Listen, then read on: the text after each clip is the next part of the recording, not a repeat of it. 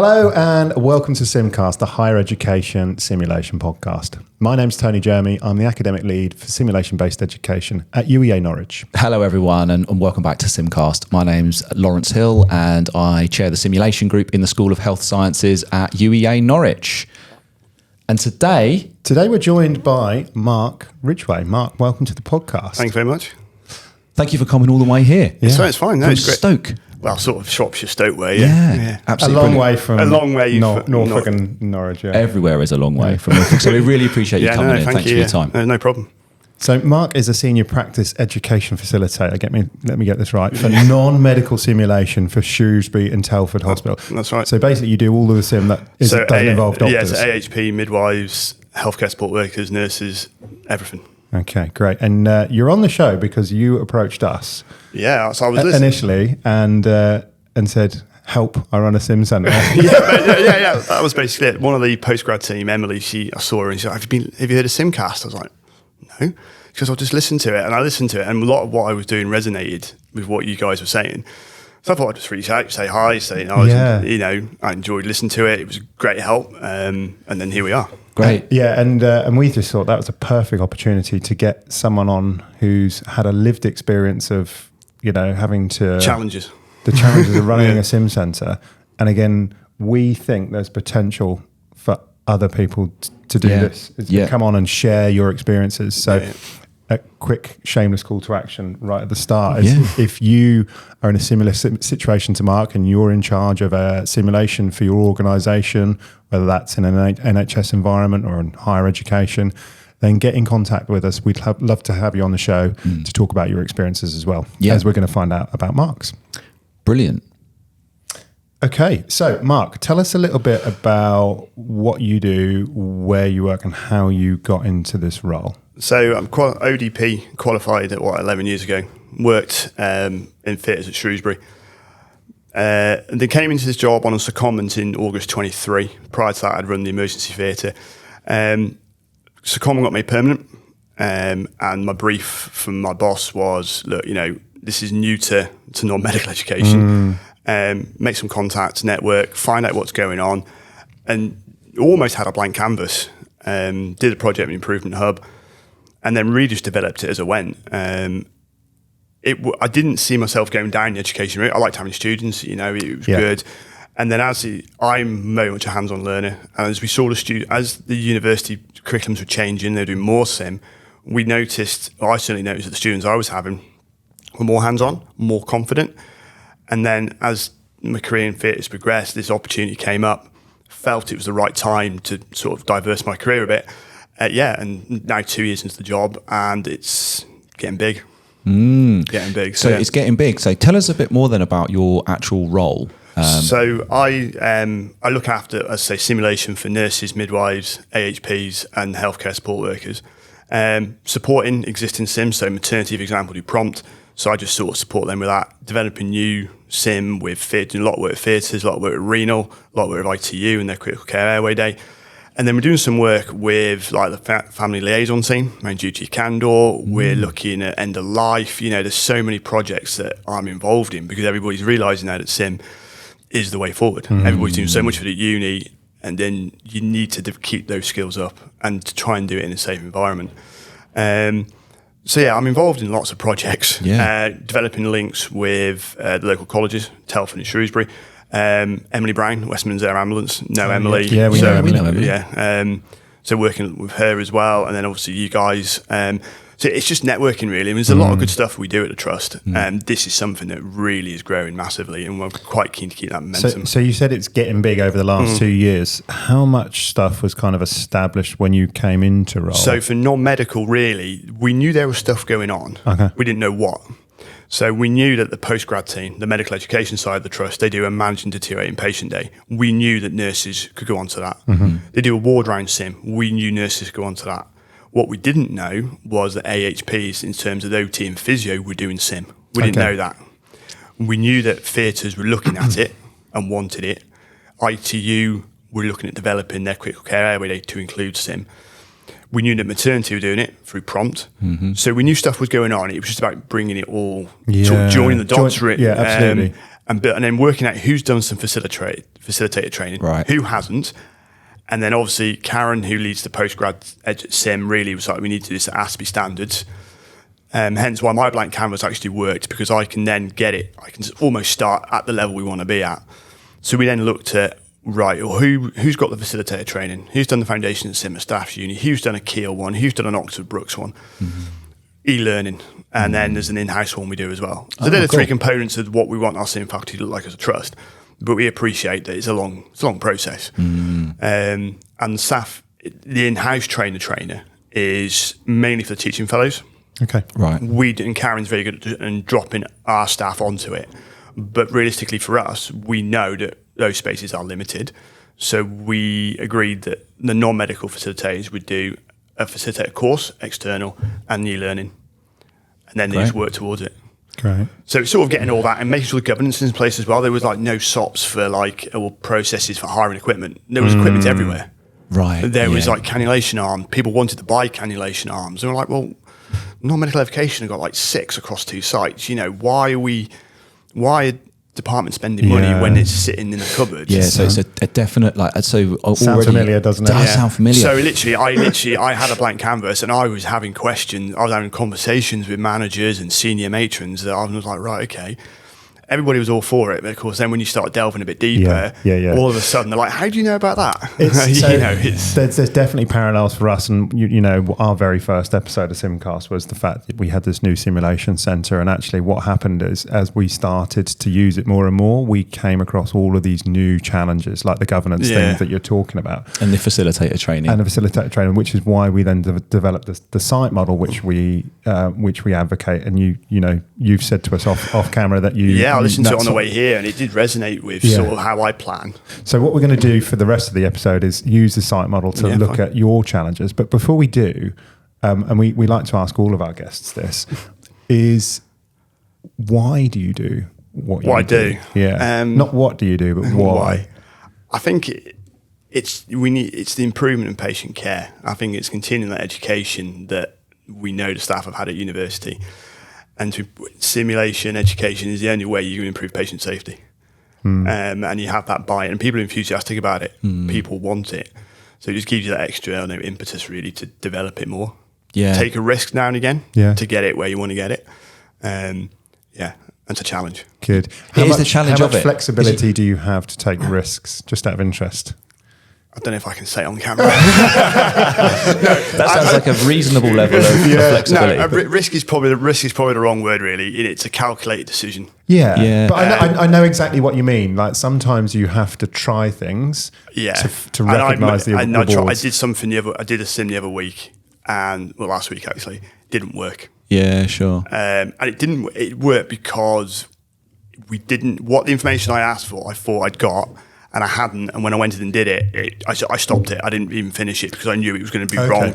That's really interesting. I knew the learning experience that we wanted to get from it wasn't happening. Wasn't going to happen. But there's a silver cloud for everything though. Because don't get me wrong, it was a good learning experience for us. Yeah, and because you've got that educational foundations, you recognise that it wasn't going to work. And the team that were doing the sim actually then went and did a peer-to-peer session.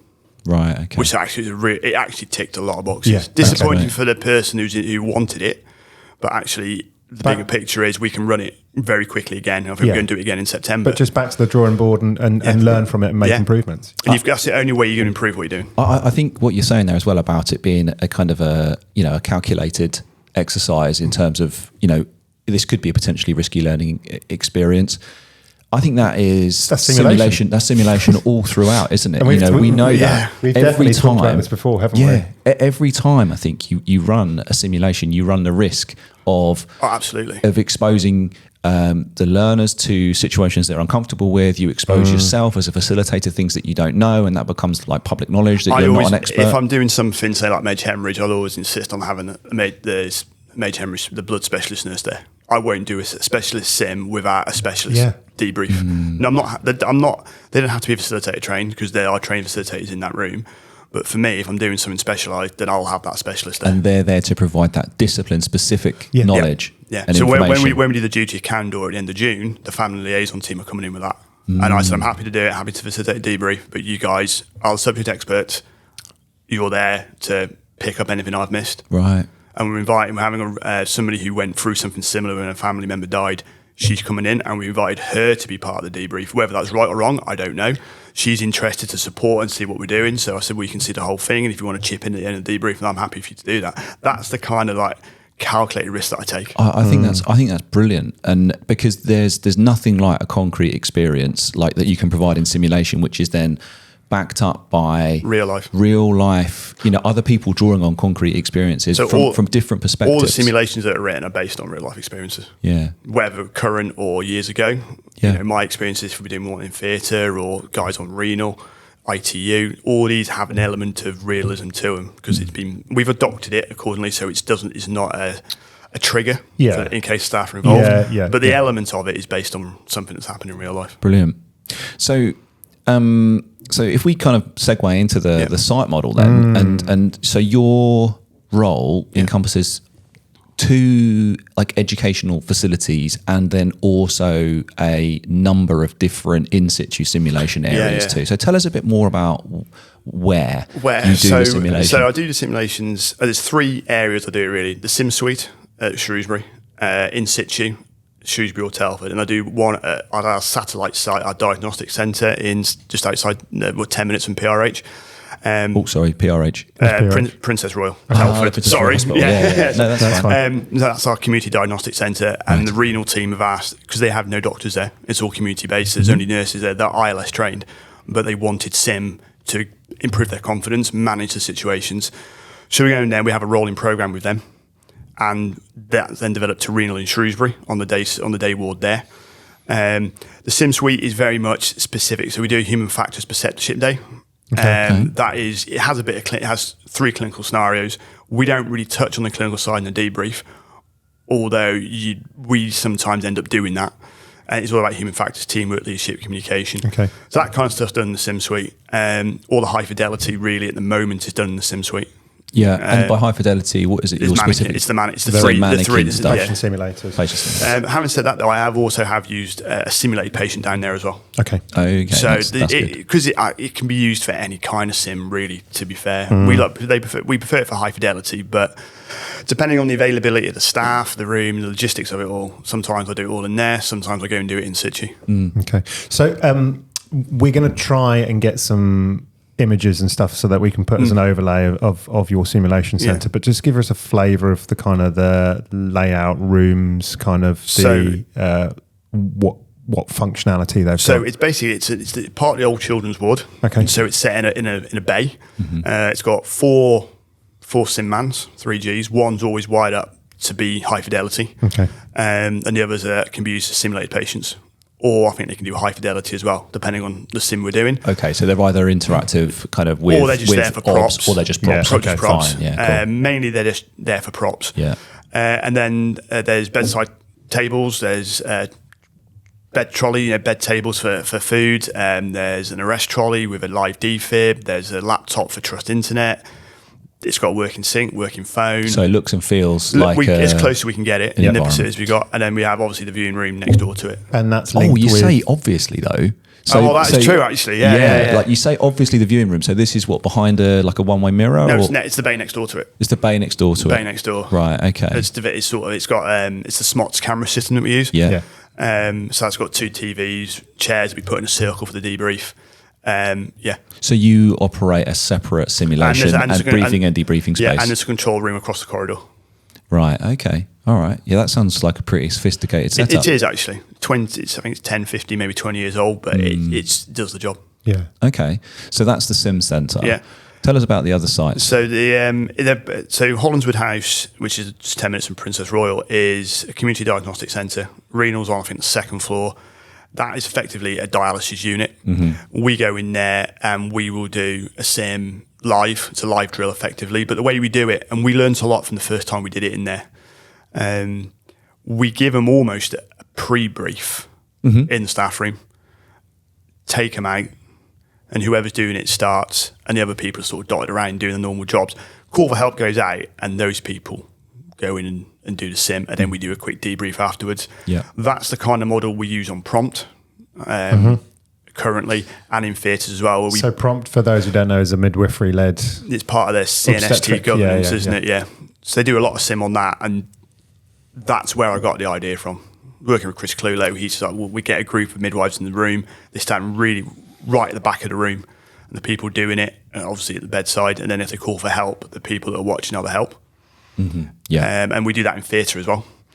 Do it in renal. That's how we do it in renal, and then obviously the critical care airway days in the sim suite, and that's So it's interesting, isn't it? In the simulation, in the simulation centre, you have the luxury of being able to remove the observers and put them in a separate space. But in situ, they kind of just have to step back and watch remotely. It's something that this is something that I've learned in this job, that you think sim and observing needs to be in a separate room. Actually, ironically, sometimes it's better with small numbers standing right at the back of a theatre or back of a room, or just being in the ward area. I had an experience with some of my undergraduate learners. I gave them the option during a simulation whether they wanted to be in the room or whether they wanted to be remote, and a lot of them wanted to be in the room because they wanted to be there for the camaraderie and support. So it just it's interesting, like what theory. Yeah. If people are nervous about doing it, I do say, look, you can go in pairs. I'm happy if you do it in pairs. Fair. Especially if you're doing like physio stuff. We normally work in pairs. Well, go on and go in pairs. If we're doing it with a nurse and she's very nervous or they're very nervous, we'll say, well, do you want to take somebody in with you? Because you don't want to give them sim scars, but equally you want them to enjoy it and learn from it. Yeah. So sim scars, I like sim that. scars, and also I've had one actually, and I converted someone actually. Did you? Yeah, quite. I think we've all had a sim scar at some point, haven't we? Definitely. And we've seen them. We've seen evidence of those scars when you do something, and it's like, and you kind of trigger a kind of a sim flashback to somebody who's had those experiences. Definitely. It just erodes the learning experience. So, that's great. There is definitely value in having those people present in the room because they also are part of the story. Then, like they kind of get it all right all the way through. And I think sometimes the debriefs are better because they're immersed in that experience, where perhaps if they're in the room next door watching, they're removed from it. Yeah. So I think there's plus and minuses of both. Yeah. Agreed. To be honest with you. So obviously with in situ, there's a lot of planning that needs to go in ahead of time. There's a lot of potential governance, which you've kind of alluded to already. So this kind of brings us on to the sort of next part of our site model, which is all around sort of the information, the stuff behind the scenes to make it all happen and work. So talk to us a little bit about what you've had to do to try and get this as well oiled as possible on the surface at least. So what tends to happen is the first one I did, which was November 24, endoscopy at Shrewsbury came to me. We want some sim. Mm-hmm. Okay, great. What do you want? Yeah, brilliant. Fine. Okay, what do you want? So they deteriorating patient. I went away, wrote the sim document out, sent it over to him. The pair from their Jinsey, she okayed it. Yeah, I'm happy with that. Then it was, right, we need a date. Got a date on their governance afternoon. Then it's a case of, right, who's going to be my simulated patient? Who are going to be my debriefers? How are we going to do this? And then it's, something I can just rock up and do it. As well as like, you can't do that. Mm. So we went, I think she spoke to me in the August and we went for the November. And I was very lucky that I had a couple of the postgrad team available that day. So we had one of the teaching fellows, we had a sim tech as the patient, and there was me, and there was somebody coming just to have a look and see how we do it. That was almost what I call a live drill, when they didn't know it was coming. Okay. The one we're doing in November with them, I think, is going to be more like the theatre one, where we're going to do it and people are going to stand at the back of the room and watch it. Okay. Sure. The live drills I've only sort of done two. One being, three actually, two with maternity, and then one obviously with endoscopy. But and when you say live drill, are they pre-warned ahead of time? So with the maternity one, they did one back in November time, I think it was, and they didn't tell all the departments. One department guessed it was a sim, so didn't pass the message on. So when it got to theatre, it didn't. It went, but it could have been a lot better. Now we give them, and then we went to A&E. They knew the sim was happening because we told the manager. We walked down there. Oh, we've picked the people to do the sim. Oh, okay. Right, okay. That's not what we really wanted. Yeah, and so now we give them a window, we give them a time window. Yeah. So say maternity doing something and it involves theatre or neonates or anything like we say, in the next 6 weeks, there will be a simulation. Yeah, good. It's up to you to tell staff. And that's where I sort of go. And that's a similar kind of level of disclosure that we're comfortable with, and we do simulation off-site in situ. We just want it to be as realistic as possible. Yeah. And if you tell people you're going to get the better, it sounds harsh when I say this, but you might get the more stronger staff doing it, when actually does that happen in real life? The common misconception again is it needs to be a surprise so that we don't give the game away. But all that does is give you sim scars and erodes any sort of psychological ironically, safety. Julia, the PEF on ITU, she did it a different way. They want in situ, but what she's done is done the critical care airway day to get them used to sim in the sim suite. And because of that now, every bit of feedback from the days we've done, we want it in situ, we want it in situ, we want it in situ, because they feel comfortable with it. Yeah, because it's a comfortable environment. Yeah. So So I've got a question. she's introduced it in a way that perhaps I hadn't thought about. Brilliant. And when you get people, so like you had endoscopy say, we want some sim, is it that they just want simulation, or do they come to you with specific intended learning outcomes?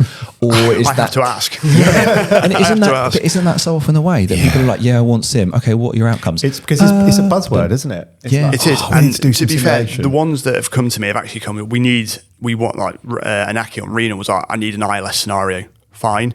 Talk to me about the conditions you get and we'll make it fit. So they're coming to me with an idea when they know the end product. But in that, I say, well, you're going to have to do an A2E, you're going to have to do an S-bar. They're the two non-negotiables.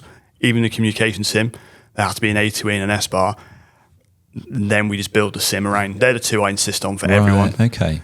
And then... Is that been something that's been consistent through your tenure in your post, or has it been something that you've had to learn? No, something's been consistent. Okay. I did work with one of the wards, and one of the other senior PEFs was just like, can you make sure there's an A2E and an S-bar in it? Right. So that's what I do. And why not as well to reinforce good practice and to ensure you don't miss anything really important at the beginning and to ensure that information's transferred at the end. It's so obvious, but it's so frequently missed, isn't it? Even in education, which you think, how can you miss learning outcomes because or objectives because they shape everything? But they do. They go, I just need to do this. I need to do a presentation, or I need to do a simulation, or I need to do an assessment. And it's like, why are you doing it? And it's quite interesting. I was talking to someone, we need some simulation. I was like, well, actually, are you sure? Have you looked at what's already available on the Trust? Because actually, a simulation will work, but is it the right time to do it? Yeah. And I said, I don't think it is. You need to do it. I would suggest you do this, this, and this.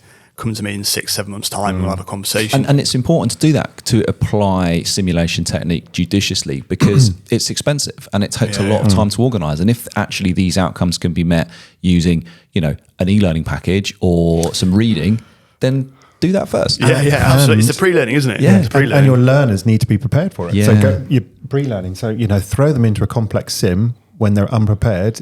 I can preempt what the outcome's going to be. I think we all can, to be fair. I think we all can. It's sim scars, isn't it? Yeah. That's the reality. So a department comes to you and says, I need to do a sim. Yeah. What do you do next? Are you in charge of the writing of the sim, or? Because most of them are clinical and I can manage my diary accordingly, I will put the bare bones down on purpose, because then they have to read it. Goes back to them. They sign it off. Right, okay. So it's a collaboration. It's their department, it's their speciality. Even with theatres, yes, my background's theatres, but I still went to them and said, you need to make sure this is happy. You're happy with this. Yeah. So you're basically saying, we can do X, Y, and Z. What do you want to do? Yeah. Essentially. Yeah. And then they say, we want a mannequin. Here we go. Is that the right bit of kit for the sim you want? For this communication sim. Yeah. But I've had this. I've dealt with, I've worked with the therapies team here at the School of Health Sciences at UEA, so physiotherapy and OT, who haven't traditionally done a lot of sim. They've done a lot of inquiry-based learning, which is similar to that. Yeah.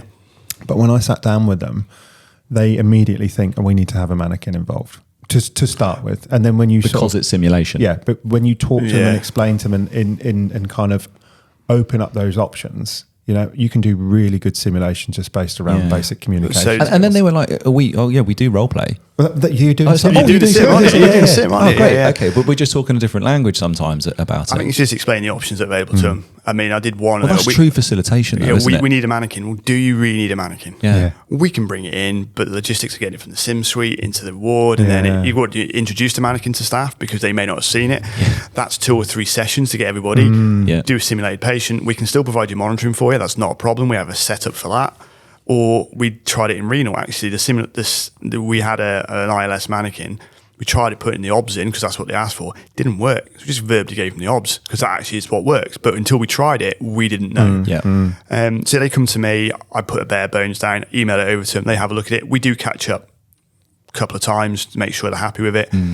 I insist on patient notes. So every bit of documentation that would be with that patient is there. So all, for example, renal, and renal haven't got it, but theatres have admission documentation, WHO checklist, consent form, operation notes if it's required. You know, ITU have their ITU observation charts, their admission notes. But it's those little things that make such a difference. A huge difference. That level of detail. And that came in, I did that probably beginning of the year because it got to a point, it's one of them where you look at the paperwork, I'll put it off. I can't put it off any longer. I think when you're in charge of simulation and that the things like the paperwork is going from surviving to thriving. I think sure. you can run a sim and you can go, oh, there's a consent form missing or something hasn't done right. Or there's a respect and then the learner has to sort of process that information as well as doing everything on the sim. But you give them the physical kind of props to do it with. Yeah, I'm firm. It's got to be a patient story. Yeah. And if that involves paperwork, they have to have it.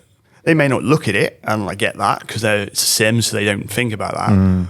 But actually, some do actually look at the patient notes. Well, I think, for people who are genuinely immersed in a simulation, they're going to want that story, as you say. That's part of the fiction contract, is that this simulated patient is a real person. They've got a real note. They've got history. They've got all that stuff, and it really helps. The duty you can do at the end of June, they've written a whole batch of notes. Right. They've chosen the sim. I've written it. They've altered it. And Leanne's gone away, and I'm expecting to see a massive pile of notes when I meet him next week or tomorrow. Actually, I think to talk it through, ready for the end of June. Oh, great! Well, you'll have to come back and talk to us again about that because you can come out. You guys can come down. Oh, we just got invited to. You got invited. Shrewsbury. Yeah, we're there. And then obviously the metric side of it as well. Yeah. Tell us about that because we started talking about that when we first started talking about this episode. And we did, yeah. You've devised a way of measuring. I was proud to pinch Lawrence, to be fair. Yeah. I borrowed it from the Robert Jones and their sim team up there. So I did some work in Improvement Hub, and they're very keen on metrics to show that they wanted to show sim was working. So we didn't have any pre-metrics to go off. So we had to do like a different kind of way we were doing it. But for me, we give them 10 questions at the start. And it's on Mentimeter, so it's a quick, I think 0 to 5 or 0 to 10. We then give them the same questions at the end, see what happens. Yeah. And they get a simulation feedback experience form, which is taken from Austria again, and they just score it. And the average for the experience is 4.5 to 4.8, which is pretty consistent. And every sim we've done since February last year has shown some kind of improvement on the day. I don't know how we can measure it 3 or 4 months down the line because it becomes a rolling cycle and then it's getting them out of clinical practice to do it. Yeah, sure. But certain sessions we're doing are showing us improvement. They're enjoying it. It's just, time and getting them out of practice. Yeah. Of course. And there's obviously limitations in terms of self-assessment and that kind of stuff. But the fact that you've actually got, an operating mechanism. It's a QR code. They scan it and they can do it at their own pace. Yeah. And it tells me how many have done it. There's a run chart as well, so we can see the dips, if there is any dips. And if there's the dips, is it because normally you guys will know, if you have a bad debrief, you know straight away. Yeah, absolutely. I've had a couple. So I walked out there thinking, that was awful. You get tired or it just doesn't quite go right, or the dynamics just aren't there. So we've got the metrics there. And then the metrics go to every. So say renal will have all. So my boss will get it, my line manager gets it, the education team will get it, and that department, the matron gets it. So it's quite transparent. And so do they get like anonymized general data? There's no names. The only names are on the register and on our learning system. So it's just the train's logged. But Mentimeter is all anonymous. There's no names. And how great for those departments to be able to demonstrate, improvement in staff satisfaction, staff confidence. And there's people doing improvement projects and they're all now real. And my name's been bandied around a lot. Because they realise that simulation's a really effective way of measuring the impact of the QI. From that initial concept of that department saying, I need sim, but I'm not sure what, to then be able to go, we started making a difference. Because we'd never done this before, we started on paper with the metrics. Yep. And then, obviously, you've got to go on to Mentimeter. We've got a Mentimeter account, went onto that, QR coded it, a few teething problems, but actually it's absolutely great because it's live. And if I forget to activate a code, I can just go and log onto my laptop, activate it there and then, and they can do it. Brilliant. That sounds cool. We'd love to come and see that working. I can see you as well. Yeah, fine, yeah. So I think we should move on. This must take an awful lot of work. You must have a fantastic team that you work with. We're both queuing up this question very are, much tongue in cheek because we yeah. know the answer to this already. So tell us about the team. Who's in your team? Me. I'm the only one dedicated to sim, but I've got to say there is a team that are part of the core skills team, the preceptorship team, that are all faculty trained, and they do come in and help me as well. So while it is just me on paper, there are other people that. When you say faculty trained, what does that consist of? Yeah, what's the training? So it's an external facilitation course. So most of us have done the foundations of sim at Staff's Uni. Okay. Right. Some have done the Oxford one. Some have done, I think, a Kiel one. Some may have done a Bristol one as well, I think. Mm-hmm. The SAF in-house train the trainer, which is basically how to use the sim suite. Okay. And the online e-learning. But e-learning is quite a big chunk of time. It's a lot of modules. So we've said that's an ongoing process. And is that an internal thing, or is that the e-learning for health one? E-learning for health. Yeah. I think it's becoming simulation faculty or developing simulation faculty. It's the one they haven't cancelled. I don't know which one it is. That one. So and then it's just a case of building their confidence up. Yeah. And getting them doing it. And we're doing preceptorship sim probably fairly regularly. I mean, we got it twice in July in a week. So you've got I would imagine, quite a broad range of facilitators that you are continuously kind of trickling in and doing sim with you. Worked out there's 7 or 8, I think, in the post-reg team that I can say, look, are you available? Then there's all the ones in clinical practice. Now, ITU, if they're doing their sim day, as far as I'm concerned, I'm there for the tech, and I'll put an embedded in. Julia's done the training. You can debrief. Yeah. Mm-hmm. And if you've got, say, Amy, who's an anaesthetist, and she's available, she's a facilitator. She can, she'll probably do the sim, but she can still facilitate the debrief. Yeah. Theatres, for example, they've got a lot of people. It's just about building their confidence up because they've done it and haven't used it. So it's about working with me and understanding how I want it done. But it's that regularity and repetition, absolutely. isn't it? And theatres are really good. They're doing they're doing sim nearly every audit now. Are the trusts? Well, how do I question this politically correctly? Do they allow staff out to do the training? Do they see the value in it? I think they do, but obviously patient care comes first. Yeah, service delivery comes first. first. I guess that's one of the big things with in situ. We have to work. We should be working 3 months, and the roads are I think 3 months in advance. Problem I have is that if I'm doing something, I mean, a lot of the work I do is with education support packages for wards. So if I'm going in and I say that SimSuite becomes available, it's on your head now. I've got the team, I've got the SimSuite, you make it happen. But I'm pretty chilled. I'll work with them. They'll tell me when it's safe, if it's in situ, or they'll tell me a suitable time. If I'm doing the SimSuite, because it's postgrad, undergrad use it, the dates are literally, I have to submit the dates, and then Steve says yes, no, and then the dates are locked in. I then go right, this is what I've got. If you're not going to use it, I'll hand it back. But then it's like you put your team in, and they're booking maybe the whole day. Certainly in situ, the team books the whole day out because we may go in the morning, we may go lunchtime, we may go and eat. Depends when it's safe. Yeah. So it's all that. It's the logistics of it all. But I've got, on paper, there's quite a lot of us that facilitate train. Unfortunately, the majority of them are in practice. Sure, yeah. So you've got to be flexible in terms of the people that you use for each sim. And it may be a case that if I'm doing a medical sim, I look at whose background is medical in the post-reg team or the pre-reg team and go, right, are you available? Yeah, and then as you were saying, for sort of specific events, you'll draw subject experts to come in, the major hemorrhage expert. Major hemorrhage, duty of candour. And you bring them in to augment the debrief. So I'd like to get them involved in the planning as soon as I can. Okay. But essentially, the department, me and the department would write the sim. Yeah. It would go to that specialist to say, yes, this is what happens. Mm-hmm. As long as all those boxes are ticked, we then look at a date. The date tends to get done after the sim's written because you don't know how long that takes to write. No, fair. Yeah, makes sense. But if they're on a time frame, then obviously it's juggling your priority list. Yeah. Juggle. I think this is what we get. I've got to say the sims that are written are designed so they can be done in situ or in the sim suite. That's great. That makes sense. Flexibility. The only one that isn't is the renal one. I was going to say, do you get many in situ kind of cancellations? Because having no-go criteria is pretty important. I cancelled one because they weren't happy with staffing. Okay. I don't think it had been communicated to the ward manager on that day from the other ward manager. And I said, look, I can come in and do it, but if you're telling me it's unsafe, I'm happy to go with that. Yeah, fine. Yeah. She's like, yeah, seriously, I'm not, if anybody says, look, it's unsafe, then that's fine. Or equally, if they're looking at staffing, they'll go, we can't do it, it's unsafe. That's fine, I'm chilled with that. Great. Oh, that sounds. I'm really getting a sense of this kind of coordination role that you do. So much of this is, it is about managing the spaces. It is about communicating the information, but it's also about being dynamic and responsive. I think you've got to have an understanding of what the pressures are on the wards, and that came from me doing my job in CPOD. Yeah, that I understood the pressures, but it's only when you start talking to people, isn't it, and understanding. And in this job, I've had to understand therapies and what they want. Therapies were doing some really good sim. We just didn't know about it. Yeah.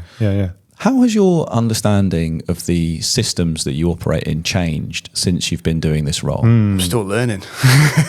Because you just talked about pressures, but there's a big pressure on you as the sim lead. You said that the trust is 6,000 staff? I think it's about 6,000 staff, yeah. And then one sim lead? It's a lot, isn't it? It's a lot, but not everybody wants sim at the moment. Yeah. And I can only do what I can do.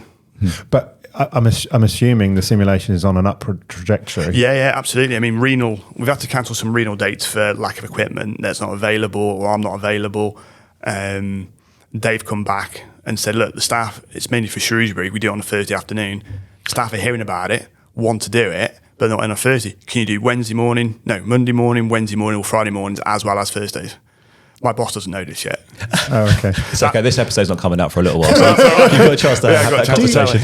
Do you have technical support? No, it's me.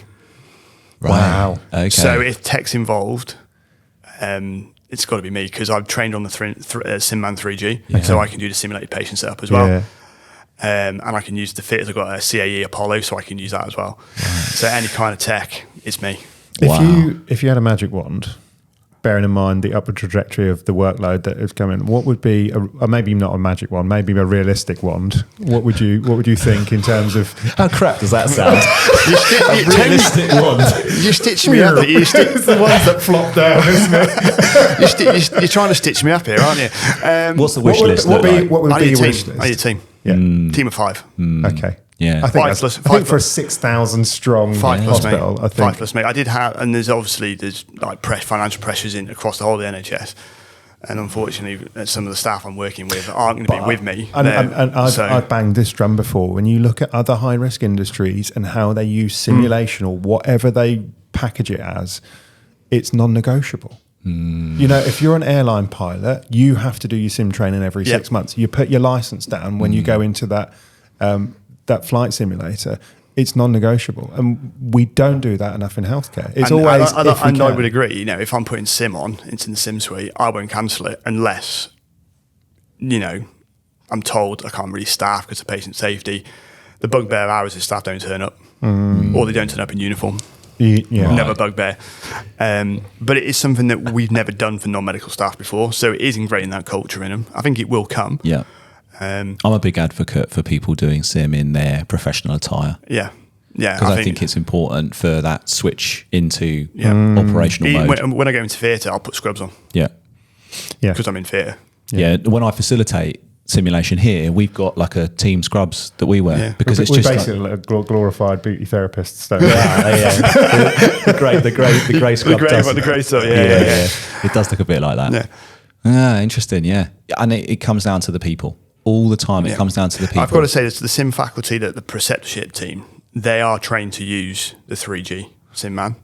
They've done the staff trainer, so they've had that exposure to it. But because they're not familiar with the simulated patient setup, they perhaps would be quite nervous in using it, whereas I'm quite happy to set it up. But so if you're running the tech, presumably you're not lead facilitator, because I've done that before, and you've got an iPad in one hand, you're trying to read the script on the other. At the start, Tony, I was. Yeah. At the start, because I needed to make sure what I was doing was right before I could expect everybody else to do it. Perception was a little bit different because Heather's done some before, I've done some before, so that was not alien to me. But when you're doing it in situ on your own, and they're wanting tech, and I'm like, are you sure? Well, we've got this mannequin, we need to use it. Okay, fine. And actually, it was airway management, so it lended itself to it. It was me doing both, and it was tough. And that's where I learned that actually you need to put X, Y, and Z in place. So it was a steep learning curve. Yeah, and I'm sure the words "it's a steep learning curve" will resonate with anyone else who's in a similar position, organising simulation at an organisational level like you do.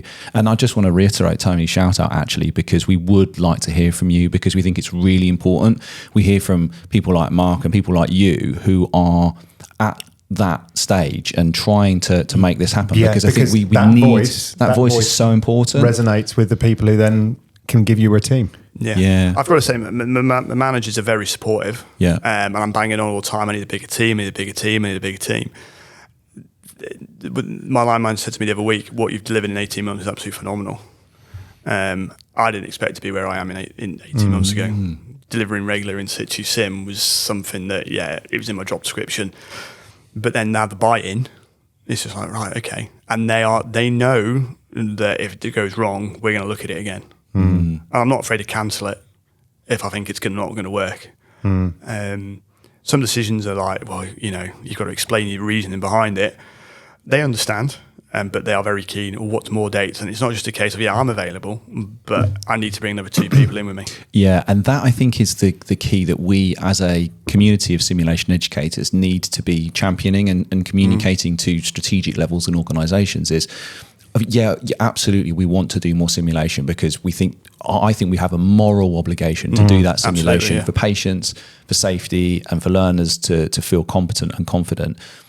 But actually, we have to find as many ways as we can of communicating that it's complex, it's actually really time consuming, and it's really labour intensive. And resource intensive. I spent 6 hours, so Renal asked for dates, I put 23 in, I spent 6 hours on a Friday with all the diaries open, trying to work out dates where I felt I could have, I think, 3 or 4 people.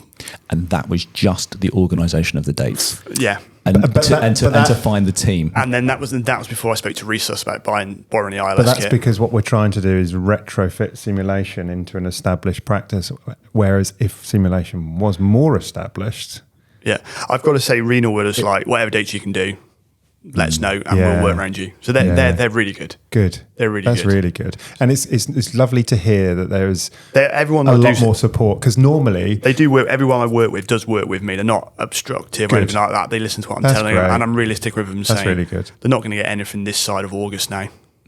June's and July are rammed. Because I've known historically simulation has only worked in some... organisations because you've just got that champion who's the anaesthetist who sees the benefit of airway sim, but no one else really cares, and so they have to try and do it all themselves. So to hear that you've got and I've got, because of the Millington Theatre, I support the anaesthetists with their IAC on call assessment sim as well. So I've got contacts, and then my boss always says to me, "I don't know how do you know this people? How you know everyone?" It's like, well, when your name gets out, then you guys will know it. Hence why I'm here. Exactly. But that is, and that I think is one of the kind of the side benefits of being involved in simulation, is because it's a kind of an umbrella discipline. It does get you in the opportunity to get in contact with so many diverse individuals, and that's and you're built for it, right? Because you are a natural born communicator and connector of people. And that's why we're having this conversation today. And that's probably a very useful trait in a simulation lead. I mean, we're doing some community midwifery sim with our home birth team. And we want West Midlands Ambulance Service on board. No one's got a contact. I think, let me see. Let me see if this person I know. Let me see if this person is still around. So I spoke to someone in the ambulance service. Oh yeah, she's still around.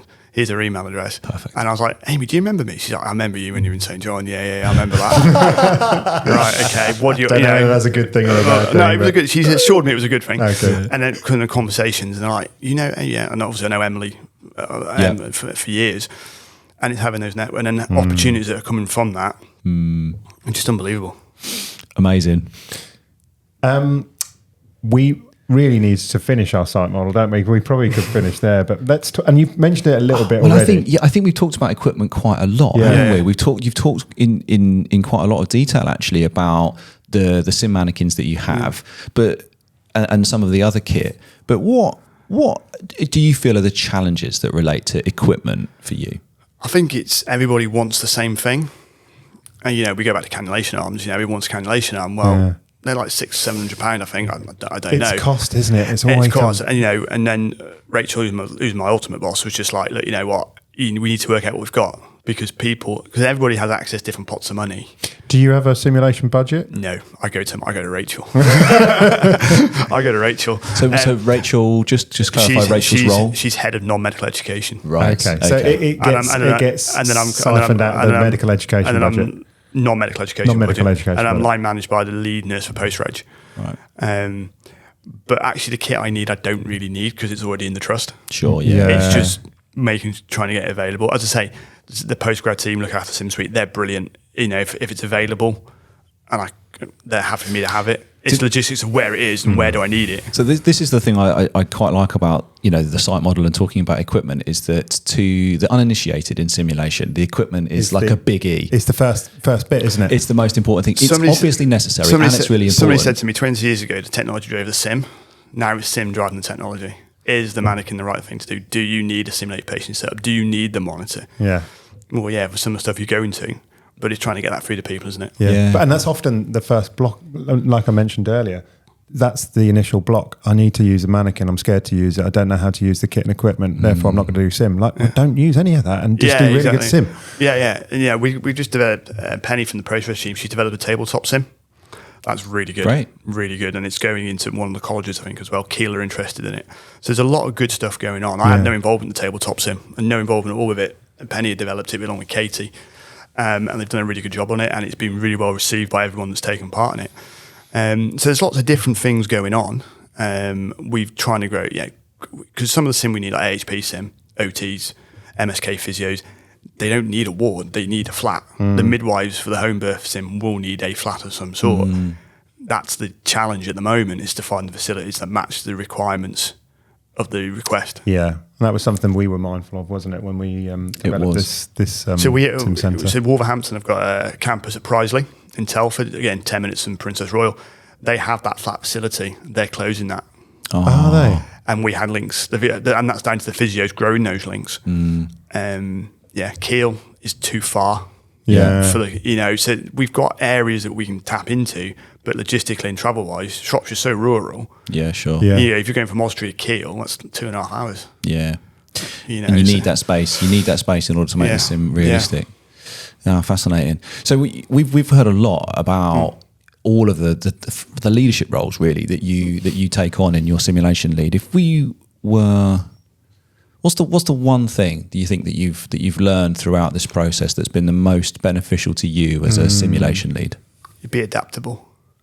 Have an understanding of your job role and what you need to deliver. Because if you deliver it wrong, it's not going to benefit anyone.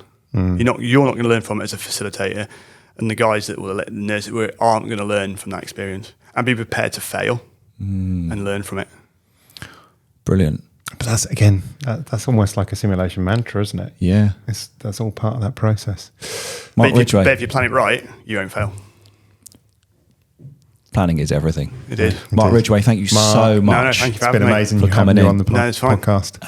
And thanks for all of your insights. It's been great to hear about the challenges and how you're overcoming them. And best of luck. And keep in touch, and I'm sure you will. Yeah, you can come down. Yeah, we'd love to. Yeah. And thank you all for listening as well. We hope you've enjoyed this episode of SimCast, and we look forward to seeing you again on the next one. Thanks, everybody. Bye-bye.